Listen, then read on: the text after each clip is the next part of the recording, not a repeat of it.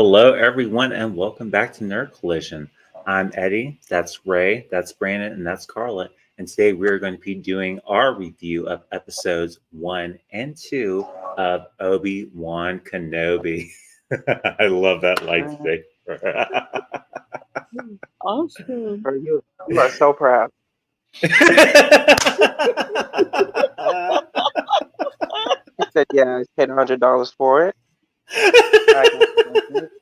And what about it? And what about it? Get I it think I ready. might have found Amazon, so I paid like $70.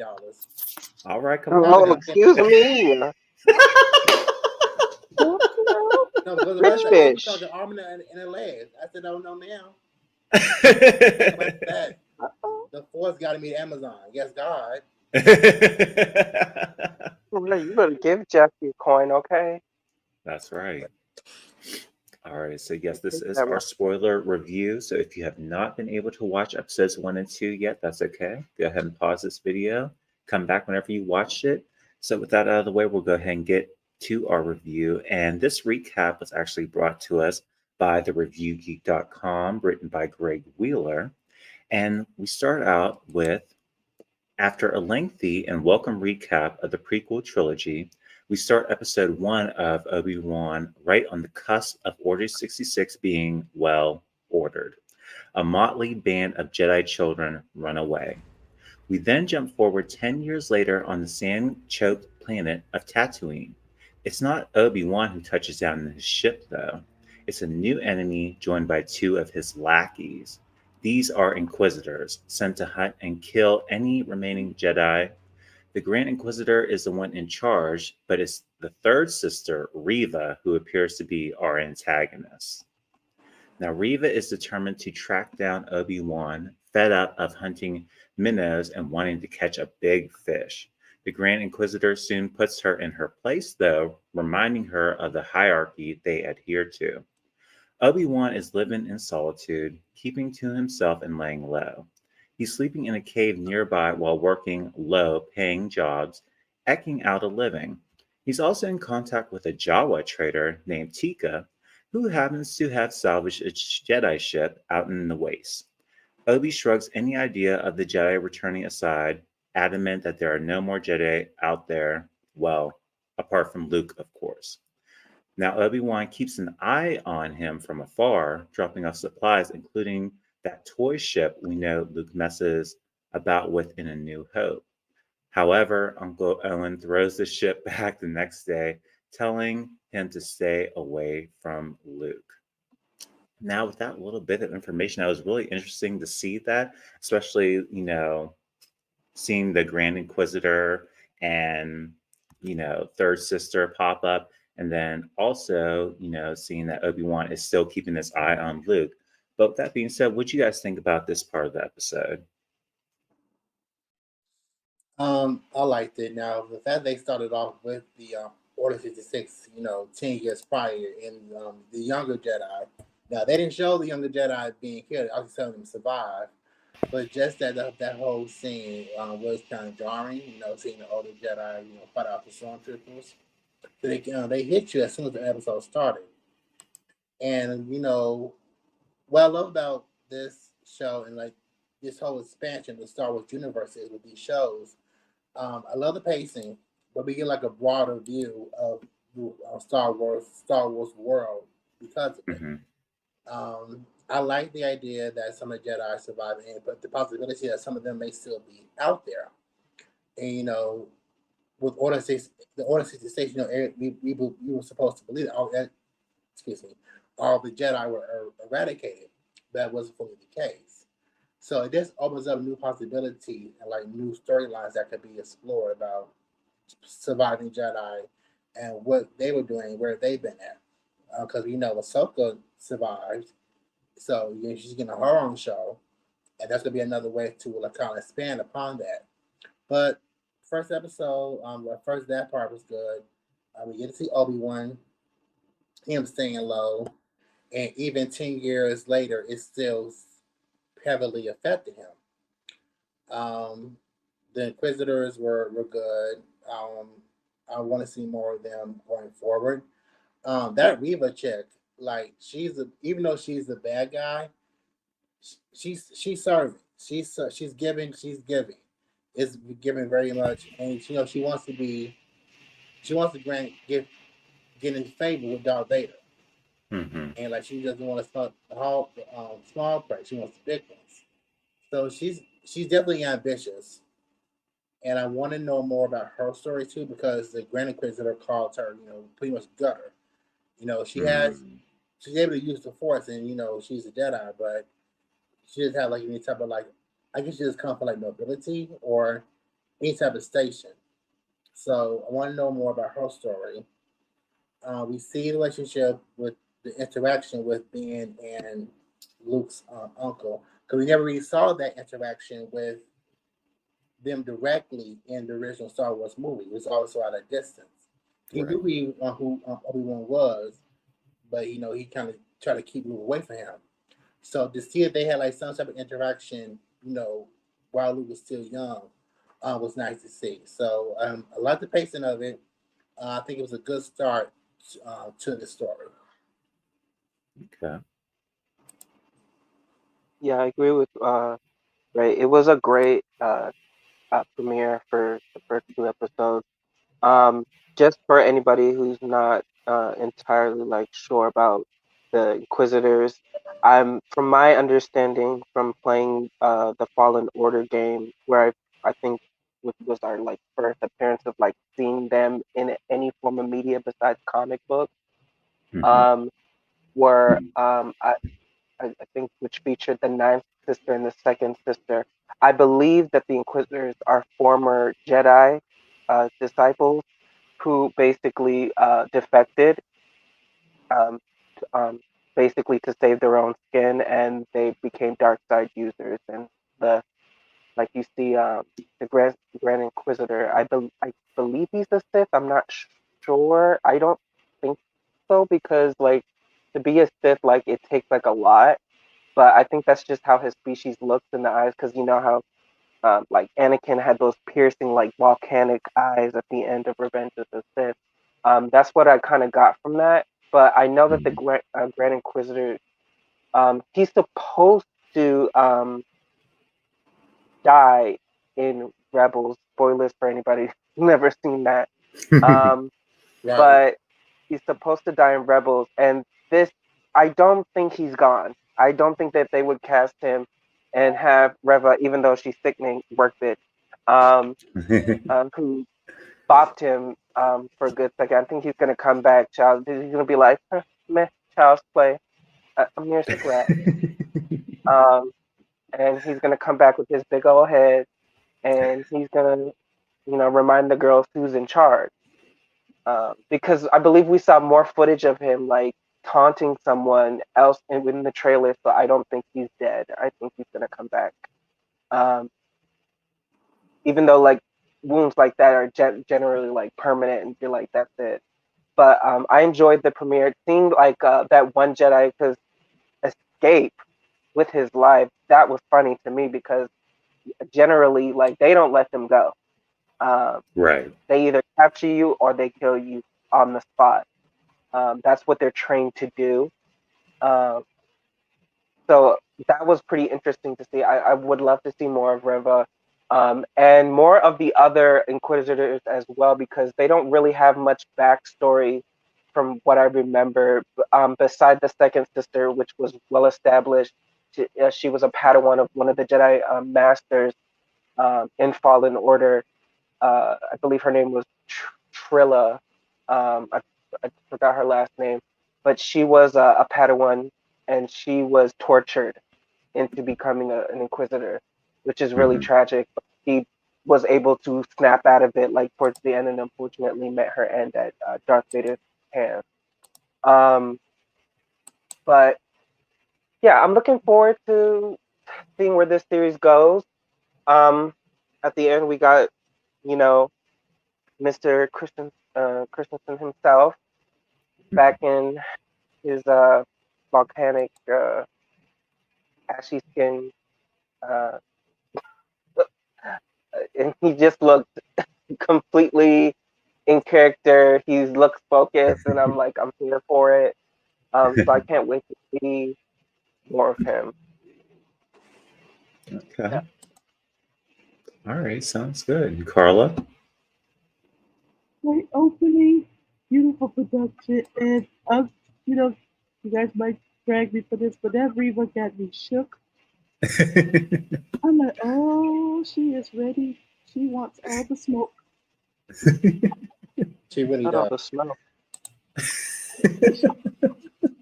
She's ready for it. She is ready for it. Yes, I'm so excited Absolutely. to see where it goes. I'm like, oh my god! But it's good to see, like Ray said, how he was still watching out for Luke. But that Reva girl, I want to see what she's gonna do. Okay. All righty, sounds good. All right, so we'll go ahead and move on forward with episode 1. Now, on the way back to his cave, Obi-Wan runs into a traveler called Nari who calls him Obi-Wan rather than Ben. The Inquisitors are hunting him and he needs help. Obi-Wan encourages him to bury the lightsaber and lay low, moving on with his life. The time of the Jedi is over, he says, writing off and urging Nari to do the same. Now, the Grand Inquisitor is not messing about, and he soon shows up with Reva, who threatens to kill Owen and his family if no one speaks up. It's touch and go for a while, eventually leading Reva walking away, promising Owen she'll get him next time. As we see later in the episode, though, they do find Nari and string him up in town for all to see. Interestingly, we also cut across to Coruscant, where we see Leia up to old tricks, mischievously skipping out on important political events to play in the woods.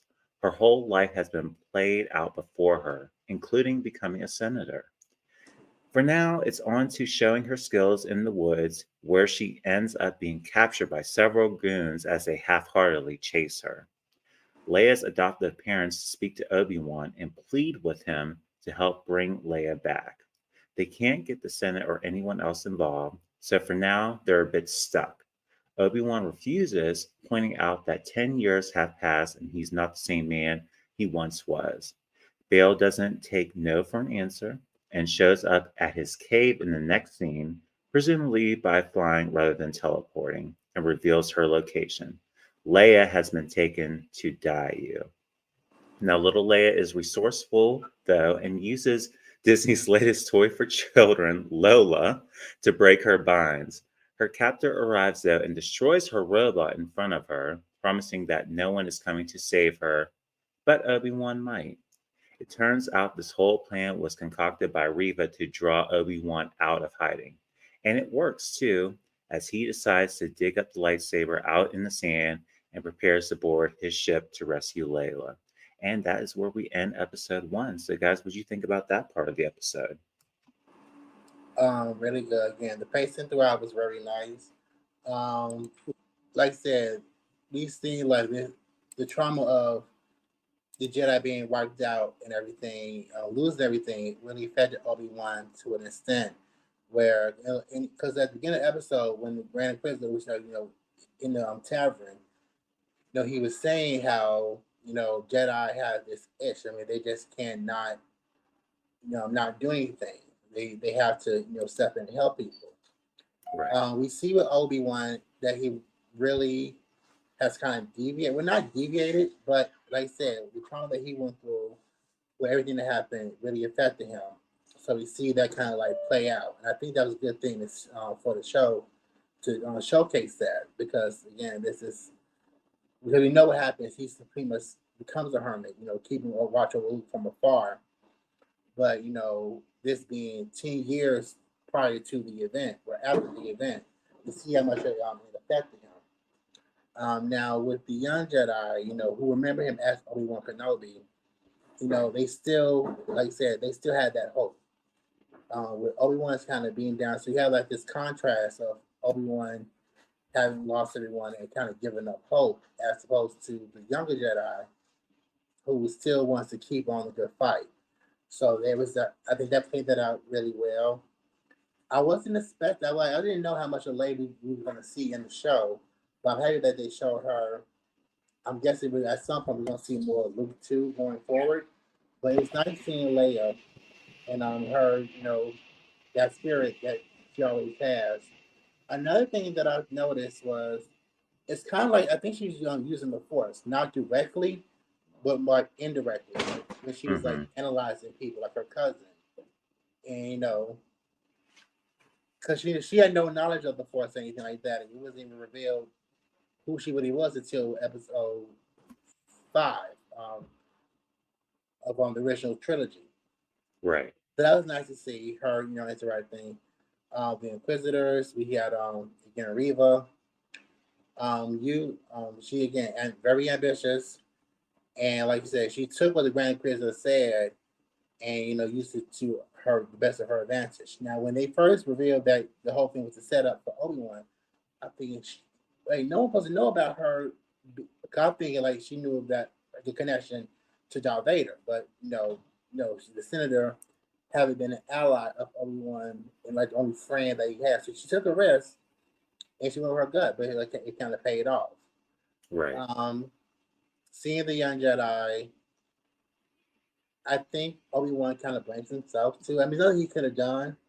He tried to dissuade the young Jedi to not, to kind of lay low. But like the Grand Inquisitor said, that's not something they can easily do. So I think that and the senator coming directly to him, pleading for his help is what got him back, into to try to rescue Leia. Overall, I would be interested to see if the Grand Inquisitor is still alive. I think that I would hate for him to have been killed off that quickly before we see what he can do. But I'm really looking forward to hoping there's going to be some type of confrontation, between Obi-Wan and Riva or the Grand Inquisitor if he's still alive. Um, the cameo, because at first I'm thinking, is he a real Jedi? But then, it revealed that he was, posing as one. So that was like, well, I was saying episode 2. Sorry. Um, but yeah, I mean, overall though, everything up to that point after that, definitely Leia. She's resourceful, as she also we see that she's been resourceful ever since she was little, and we see Right. Obi-Wan get back into it. So overall, the first episode overall, I think was very nice. The pacing was good. It really sets up what's ahead too. So yeah, very happy about it. Okay. Yeah, this episode was a 10 out of 10 for me. It was just so refreshing to see everybody back doing their thing, even the new characters. Um, like I said prior to this show coming up, I knew Reva was going to be a standout. And, Mama is eating the girlies up. She's going to be the primary antagonist. She's going to get on Ewan McGregor's ass this entire series from start to finish. So, hold on. Yeah, it was a lot of fun watching this first episode. I was really surprised, how much information we got in this little bit of episode, Right. and it was very well done. I'm really looking forward to seeing what they do with this series. I'm really excited so far. Let's see here, and Carla. Yeah, I'm excited too. And with that little Leia, though she's very resourceful, that little sassy thing, I'm telling you, I'm gonna need a little lightsaber for her little tail. Oh Yeah, my but, god. sorry, technical difficulties You're on okay. me. So basically, what I was getting at is that I'm excited to see where this series is gonna go. I kind of lived just to see, how relentless um, the Sith have been since uh, Revenge of the Sith. Like, I just feel like that era of Star Wars was so strong, and that's what everyone was so excited. And they heard, the nostalgic music and the trailers and everything like that. They were like, "Oh, this is going to be a key." Um, from start to finish, even with these new characters, I'm just basically plopping themselves into something that's already been established for, oh my goodness, like I think when did Revenge of the Sith come out? I think I want to say 2004, 2005. So it's been almost Around there, yeah. Mid like 2000s. like, Yeah. right. So it's been a while. Yeah. So to see them just and you and I, let me tell you something. Whoever is working on your face, keep them forever because you look young. You have not aged a bit. Now, hey, I don't know what's going on with you, honey. But everybody else, fabulous, fabulous hair makeup. Y'all deserve an Emmy, prime time. I loved it. But I'm just saying, like everyone just looked great. It was just so magical seeing them back on screen again, acting their asses off. Just seeing Obi-Wan be Obi-Wan, just trying to be uh, uh, discreet and being like, "God, Kevin, whip out the old lightsaber, child, and throw these girls in a circle like I want to, and beat their asses." Um, it was hard to see. It was hard to see. It was like watching, someone struggle to pick up the books after they fall on their way to class. It Yeah. was tough. It was tough to watch. But obviously we know he's gonna do his thing again, and he might be a little bit rusty, but he's gonna remind the girls why they call him Banish Nasty, and I'm excited to see it. And I hope that we get some Fallen Order character cameos because this falls right within that timeline. Literally, that Mhm. game takes place 10 years after Revenge of the Sith, and this happens to be 10 years after Revenge of the Sith. So that would be great. Um, Even if it's Deborah Wilson's character, that would be sickening. I would live for that. Um, but other than that, we'll just have to wait and see. All right. All right. Sounds good, guys. So, with that being said, we'll go ahead and move on to our episode 2 review. Now, this recap was actually brought to us by Dork Side of the Force, and it was written by Ethan Arbuckle. And with this episode, it begins with our arrival on Dayu. As the episode begins, we see Obi-Wan's arrival on a new planet in the Star Wars universe, Dayu. This planet is very similar to the underworld of Coruscant, with criminals and lowlifes seeming to be everywhere, and the dark sky is brimming with the neon Arbush signs. As he arrives, we get a surprise cameo from Tamora Morrison as a clone veteran. Obi-Wan quickly moves throughout the city searching for Leia before running into a young boy who tells him that a Jedi is in the city, helping everyone who needs his services. Now we meet the fake Jedi, and from here the story pivots to an irrelevant Haja Estri who is marketing himself as a Jedi through a series of fancy remotes and magnets to mimic force powers. Perhaps the most amusing of these is when he attempts to do a Jedi mind trick over a communicator and sounds like a brainwashed henchman No, himself. stop. That's okay. Despite his nefarious tricks and money grubbing scheme, Haja does seem to legitimately help the mother and boy. After they leave, Obi-Wan steps in and exposes Haja for who he is by grabbing his tools. While pressing a blaster to his chest, he motivates Haja to give him information on where Leia may be hidden on the planet. Haja tells him to look inside of a spice lab, which feels like a reference a little too close to real life with respirator masks and all. After fighting off two random thugs and cutting himself on Dathmorian male's horns, we see Obi-Wan find where Leia is hiding. Now, with this episode starting out the way that it started out, I wasn't expecting that, and I had a good laugh watching that. But what did you guys think? I just want to chime in first and just say, what is, I forgot what spice is, but is it like the crack of the Star Wars universe, child? Is that what we're That's what I doing? believe. Yeah. Something like Seasoning that you put on the chicken. That is what gets you there. It takes you there to the highest. It takes you there to the planet Venus. Really? Okay. Um, I it was giving appreciated the Dune. queen. cameo that we got of I'm not even gonna butcher that lovely man's name. Y'all know the one who be playing Boba Fett, Jango Fett, all the Fett, Yes. the clones. Talk about help a soldier get a warm meal. Girl, you killed all the Jedi. Girl, I would have said, listen, I would have kicked his helmet. Now, granted, they did not do that by force. Okay, they were well, they did. Um, they had inhibitors in their head, and they had to be surgically removed if they had a chance of having any form of free will. And only a few of the clones, I believe, in the series were able to do so and have their inhibitor chip removed throughout mostly seen throughout the animated series. I don't think I've ever seen that in live action form yet.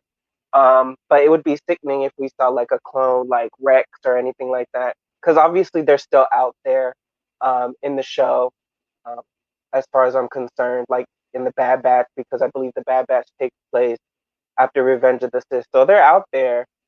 So that was cute to see. And who was that man who kidnapped Leia? Was that the man from the Red Hot Chili Peppers? That's what I was Was he the? thinking. Yeah, that was Good. Flea. That was Flea. Yeah. Yeah, That was definitely. him. I wasn't sure. Okay, because I was like, hold on, you look familiar. Right. I know your face. Yeah, I was like, I know specific white people. I'm like, you look like a specific one. I just want somebody on the internet to play "Give It Away, Give It Away, Give It Away" now. We going now. Where we going now? Give it away, give it away, give it away now.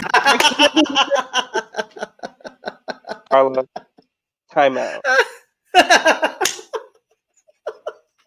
I cannot with you today, girl. Oh man. Yeah, but child, once again, the Eternals just gotta force their way into the damn Star Wars universe. See. Shouldn't you be pew pewing somewhere? Why are you here, sir?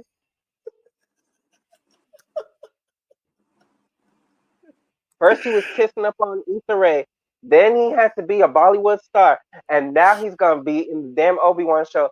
Sir, listen, I love you. You're a great actor. You've got your bod together for that. You look sickening. You look great. But what are you doing, sister? What are you doing? What are you communicating over the phone? Do Jedi's do that? Has anyone ever seen a Jedi do that? No. Oh. And then you're playing with them. That was so fucked up. I was like, child, just so you could get a 4 for 4 at Wendy's, you are so tacky. Ghetto. Go ahead, Ray. Definitely like feel. You kind of like say you get that underworld feel. See, now seeing the stormtrooper down and out was kind of jarring in a way because you did this despicable evil, even though they were like programmed, they were designed for that purpose, unbeknownst to anyone except for the Emperor. But yeah, seen as like an old like war veteran. Yeah, I killed all the Jedi. Now I don't. Now can you help me out here? And I'm surprised he kind of didn't like wonder, like looking at a type of way, like you kind of look like a Jedi. I know he could have did at that point. So that was just something to see. That was interesting to see like the other side of it. During like the Brand side of the TV show, we see more of the clones in their lives and like the Clone Wars series. It's a whole thing. So Right. seeing them like in this type of way in the show was interesting. We see Obi-Wan. You know, it has been like 10 years. He has been. I didn't mind seeing him struggle a little bit just because it made him more authentic. You know, he ain't been doing it. He ain't did this in a while, but he still got the job done. Um, the cameo, like that was funny. And at first I'm thinking, is he a real Jedi? But once he started asking like for money and everything, I said, oh no. I said it's gotta be some type of trick or something. Like using the Force through a communicator. Not even Yoda. Well, probably Yoda could if you wanted to, but yeah, that was like, no, this is all suspect. I don't believe any of this. And it's pretty it's ballsy. Jedi are literally being hunted down still. You're sitting here pretending to be one. And it's like Right. he's a scoundrel. Like he's a less desirable. You know, he is an amazing actor, like Brandon said. like a less desirable Robin Hood, because Robin Hood wouldn't charge anyone to help them escape. Like he helped the person escape, but for a fee. So that's like you shiesty. That's Right. But yeah, we see Obi-Wan like get back into it, rescue Layla, and so everything up to that point, again, the pacing's been really good. Like I said, that's one thing I wanted to point out too about the shows. I love how, because we have the opportunity now to to tell a story. It doesn't have to be this high energy like all the time. You can break it down and have moments of reflection and just straight storytelling. So yeah, everything up to that point was really good. Okay. All right. And Carla?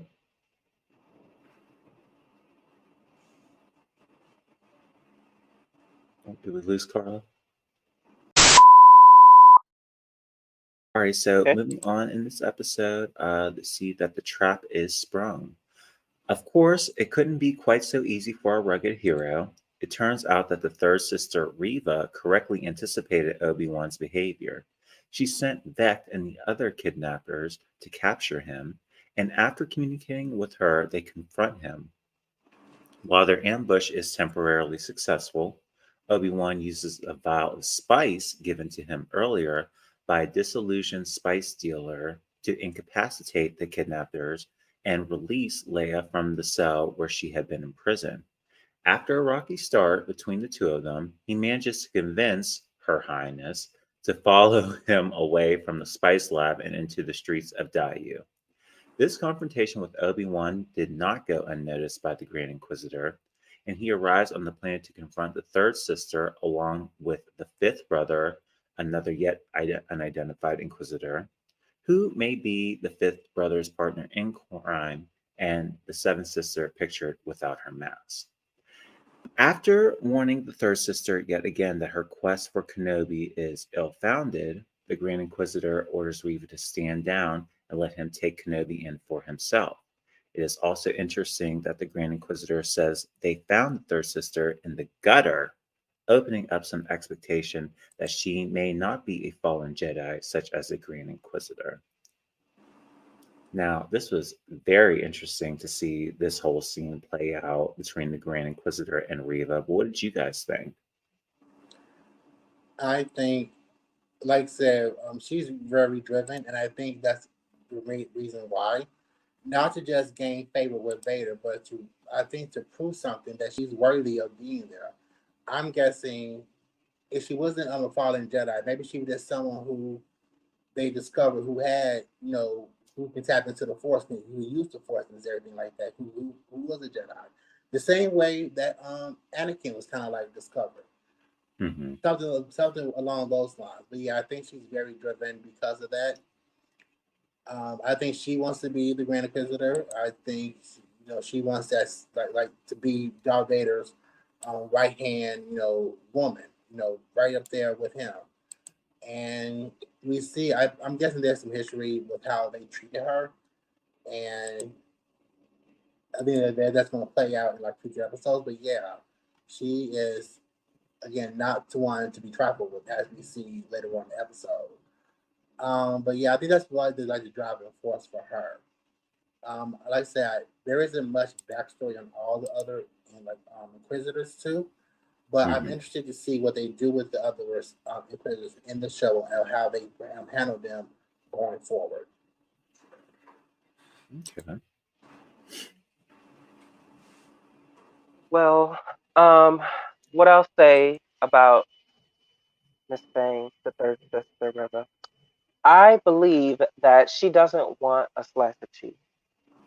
I don't think that she wants to be up there with Vader. I think she wants the whole damn block.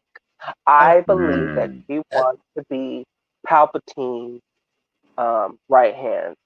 I feel like that is her true intentions. She just gives me like even if it does turn out that she's like trying to please Vader, at the end of the day, if she gets Obi-Wan, Palpatine's gonna be like, bitch. Well, why do I have your robotic asthmatic ass here? Go get Vader. And he's probably gonna be like, "Girl, listen, you get in the VIP suite. You gonna get his room, honey. We gonna spruce it up. Your liking, yeah. And you're gonna be in the Delta Sky Club. Like it's gonna be sickening. But yeah, I just don't get that vibe from her. I think that she's not just trying to gain favor with the other Inquisitors and be like, oh, I'm a bad bitch or whatever. Because honestly, she should be. I mean, they might punish her for what she did to the Grand Inquisitor. Um, so there is that, and she probably doesn't feel like she can even show herself to them until she comes back with a Obi-Wan. Um, Hmm. that's what I feel is going to happen because they're probably going to come for that ass once they find out what she did to him.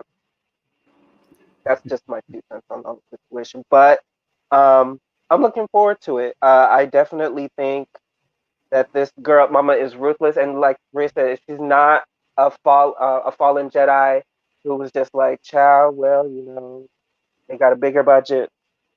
I guess I'll trade my blue crystals for a red one." Like she probably was just because he referred to her like she was like literally like someone off the street, and most people Right. who are force sensitive in the Star Wars universe generally are poor, come out Hmm. poor, from like areas. It's just a natural fact. I mean, look at Anakin, like literally Mother Mary story. Basically, she never got pregnant naturally. She just woke up and then blue cheat, was bloated, um, and had a really big lunch like Rihanna. So um, yeah, I mean, so yeah, that's probably her origin story. We're probably gonna get like a little cutscene of her just being bullied or something like that, and just going towards the dark side. And then they were like, yes, ma'am, we can do something with this. And that's probably how she got her comeuppance. But okay. Right, right, absolutely. And Carla did send a message to us regarding Reba, and she says she want to be that bitch, and I have to agree. I mean, she is Ooh, a force to be reckoned with on this show so far, and I'm really these are the kind of bad guys that I enjoy. These are the type of antagonists that I enjoy. They're just pure controlled chaos, if that's yep, even a thing. You know what I mean? yeah. And that's what I'm enjoying about her. And Carl also stated that Reba thinks that she's Beyonce. And I mean, in the Star Wars universe, she just might be. Right now she's Kelly. Right now she's Kelly because she took on the Grand Inquisitor. So she's almost there. She's almost there. Ooh, let me not get a couple. But yeah, um, yeah. She listen. She's on a roll. I'm living for it. Maybe she will get a promotion. Maybe she will get her global entry card. We don't know. But she definitely um, has made an impression on me, and she's definitely one to watch. We don't know how powerful Mom really is. Maybe she's just taught to be tamed so that there's not much chaos because it's basically like I hate to say it like, but it's basically like Nazi Germany right now over there, like in the canon.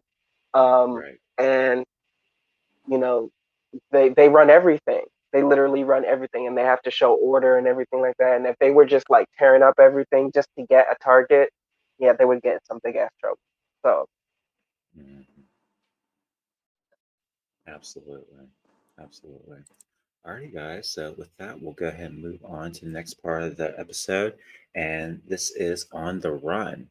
Now, the third sister has no such plans, however, and immediately puts out an undisclosed bounty for the capture of Obi-Wan. This causes Obi-Wan to react quickly and purchase a slight change in wardrobe for himself and Leia as they travel throughout the streets. We see evidence of this bounty being illustrated across holographic communicators across Daiyu, along with a mugshot of a younger Obi-Wan. As the Inquisitors are looking for Kenobi, they come across the now discarded kidnapped artifact and threaten him with their lightsabers to comply him to give up whatever he knows about where Obi-Wan may be hiding as well as where Reva has gone. Now, during this hunting time, and as the bounty is put out, Leia starts to suspect that Obi-Wan is not a Jedi. Even after he buys her a new outfit, she is not convinced, and after seeing the bounty placed on him, starts to run across the planet. This running draws the attention of many passerby and bounty hunters.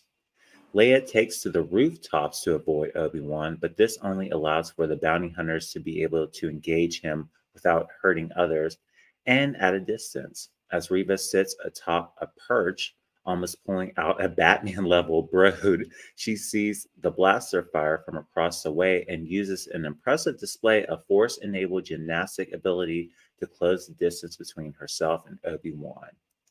While Obi-Wan attempts to chase Leia in the general direction of the spaceport, he continues to send a short and generally inaccurate stream of blaster fire back at his assailants, eventually disabling most of them. As Leia continues to run, she finds a rooftop too far for her to jump, but attempts to jump anyway. In a very Star Wars Fallen Order-esque reveal, we see Obi-Wan painfully reach out to the Force and stop her fall just feet above the ground. After being saved by Obi-Wan, they share a heartwarming moment just before they release the spaceport that has been cut off by the Imperial garrison.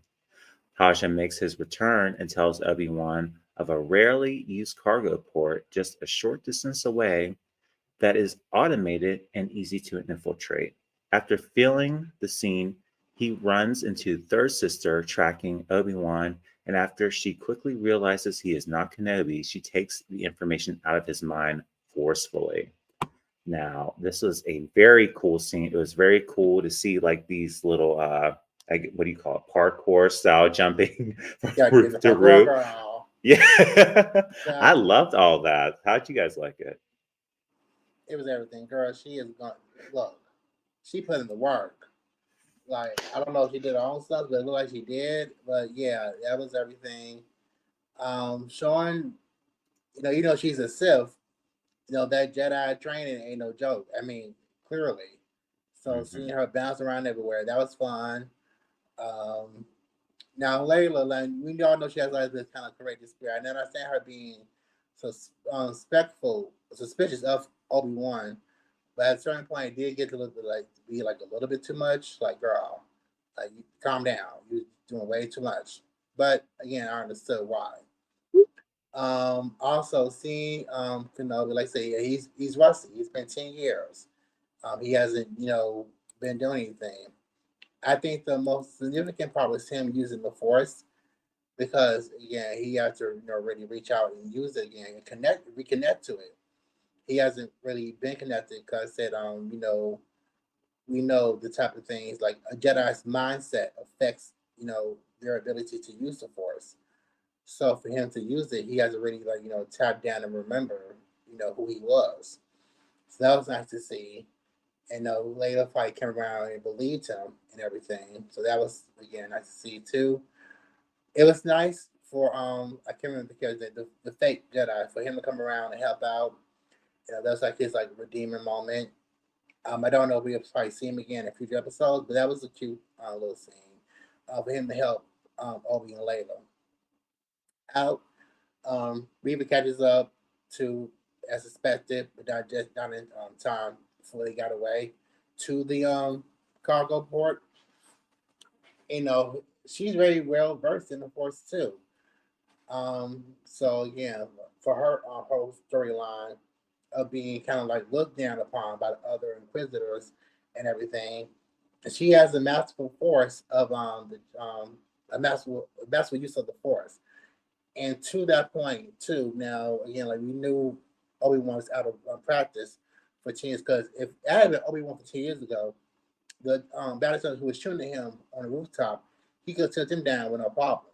But again, I think this what these first episodes are really showing is the effects of the trauma that he went through, with losing not just his fellow Jedi, but his best friend. So that was again very well paced, very well played out too. And that leads up into the conclusion. Mm-hmm. Mm-hmm. Okay.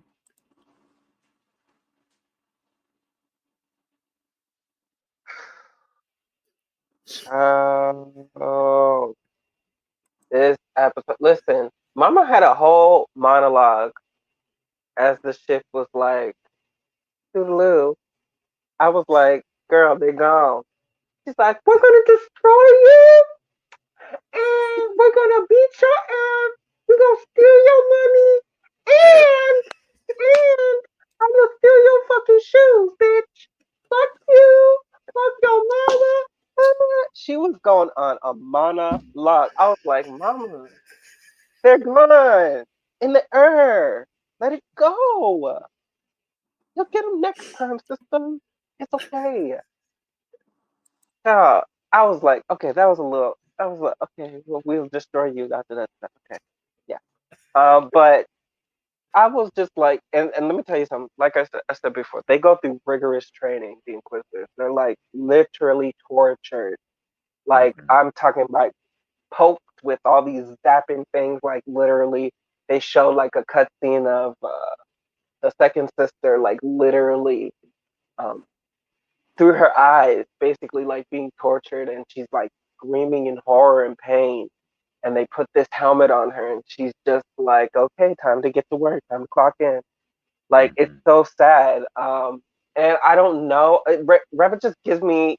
I wasn't tortured, but I want to do this shit because I need something to exist. Like it just gives me like she wants to be evil. She wants to be a Sith. She wants to, um, you know, get get as much clarity of the dark side as possible and be the baddest bitch in the galaxy, which I'm here for. But at the same time, girl, you're gonna be in danger. You're gonna be in danger, and it's just not something messed with. Literally, like prior to Palpatine starting his bullshit, the Sith were technically extinct, um, minus him and Vader, after he came to his, his drag, as we like to say. But yeah, this episode was crazy as hell, child, and I'm excited to see more. I hope Obi-Wan gets to kill some of these Inquisitors, because child, they're too far gone. Let them go. That's all I gotta say on. All right, sounds good. And I am looking in the chat, and Carla did mention regarding this part of the episode.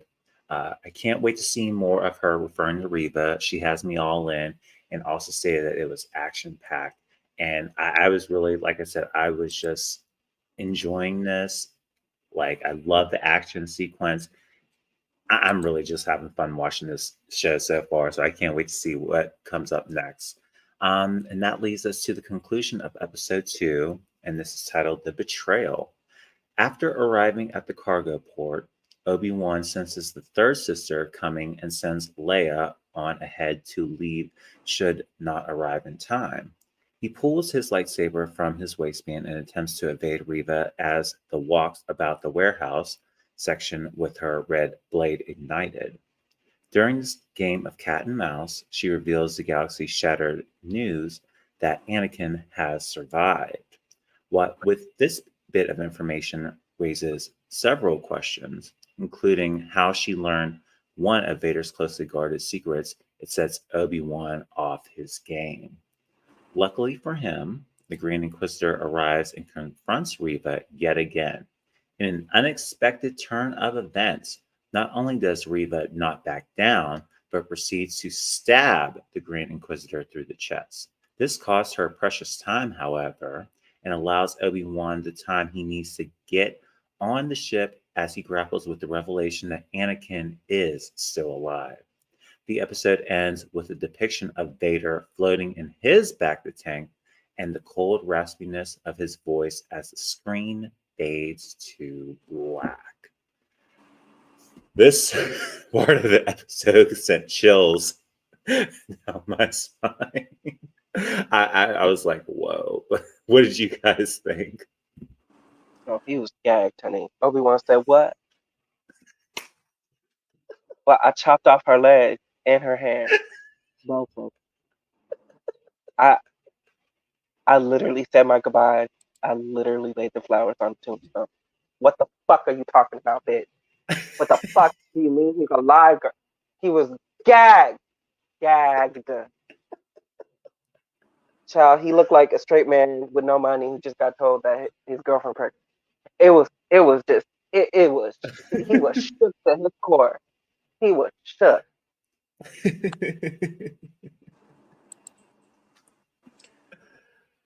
All of that. Yeah. I was wondering, like, that's one because you know he had all like the flashback in the memories, thinking back to Anakin and losing all the Jedi. I was kind of surprised. I had to assume that he knew that Darth Vader was alive and hunting Jedi, or something like that. So that was surprising to see too. And we see the conversation with the Grand Inquisitor and Reva come to its conclusion. I was surprised, but also not surprised. Cause I figured that at some point she was gonna like turn on him.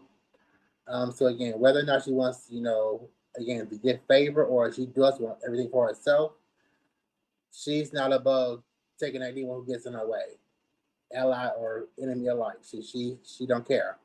You're in the way, you're gonna die. But yeah, and seeing Obi-Wan with his lightsaber, I mean, I was kind of expecting like a showdown, but I guess it is early, like the second episode, so we can like hold off on that too.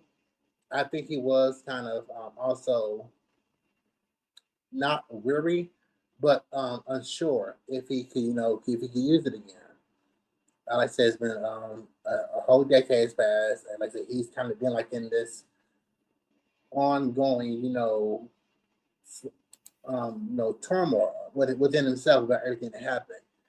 If he could have stopped it, I think he does feel probably responsible because all of this. We have to remember that Anakin turned to the dark side while he was Obi-Wan's Padawan.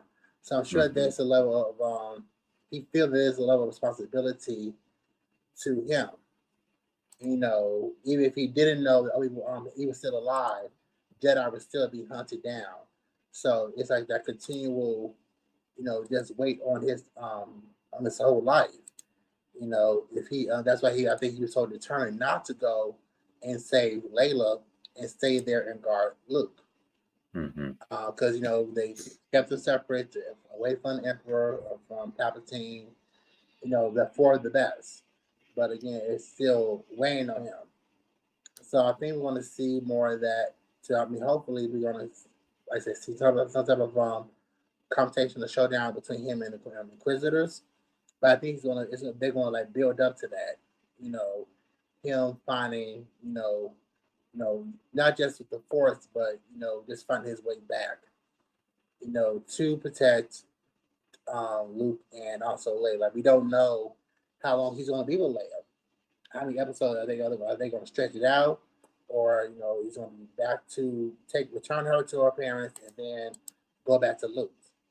But yeah, overall, again, great episode. I really want to see this wherever they're going to do the showdown between Reva and Obi-Wan. It's going to be good, and I'm so excited for it.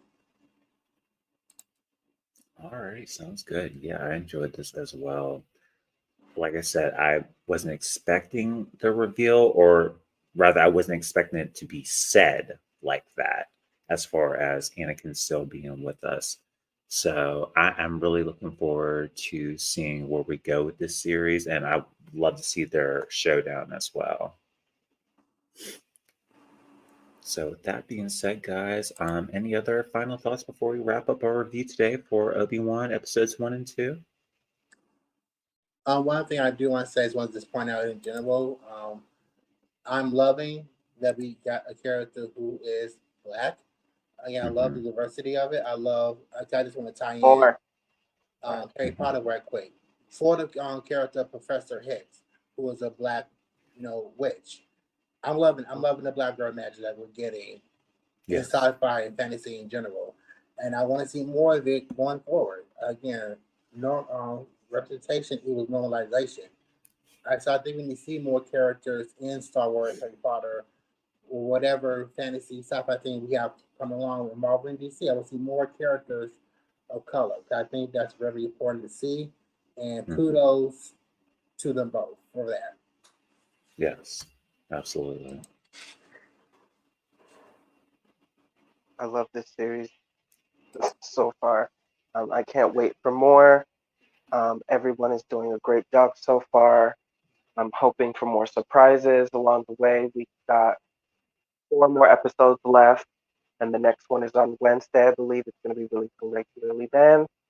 So, not even a week, child. We're not even getting the right day. I'm pumping this series out. So, Yes. I'm excited for more. Hopefully, we get to see more of the other sisters and brothers of the Inquisitor group, because I believe there's like a lot of them. There's like more than 10, I believe. So, yeah, hopefully we get to see more of them throughout the show. So that'll be interesting.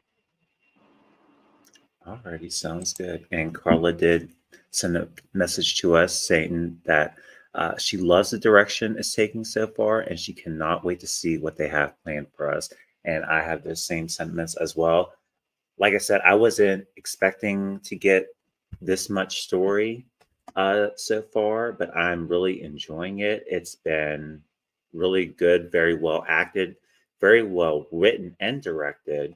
So I just have high hopes for it, and I can't wait to see where we go with it. But with that being said, guys, we'll go ahead and wrap up this review of episodes 1 and 2 of Obi Wan Kenobi.